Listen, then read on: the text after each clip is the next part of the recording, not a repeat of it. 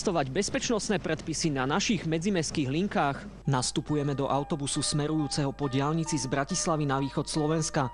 Všetky miesta na sedenie sú obsadené, a to majú vysokoškoláci prázdniny a nie je ani pred víkendom, kedy je najväčší nápor na cestovanie. Zopár ľudí vo vozidle stojí. Pár kilometrov pred Trnavou zaspáva od únavy mladý muž na schodíku pod sedadlami v blízkosti zadných dvier. V prípade nehody pre autobusy povolenej 110-kilometrovej rýchlosti veľmi nebezpečná, takmer smrteľná pozícia.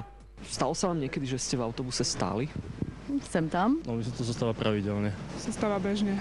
No nič, stojím, držím sa.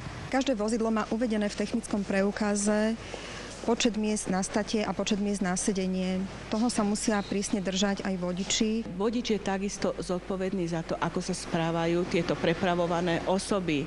Nesmú svojím správaním ohrozovať bezpečnosť cestnej premávky, najmä obmedzovať vodiča v bezpečnom ovládaní vozidla, ďalej zotrvávaním na miestach, kde by boli ohrozené, a takisto nesmú napríklad vyhadzovať nič z vozidla. Možno i vy každý deň cestujete do práce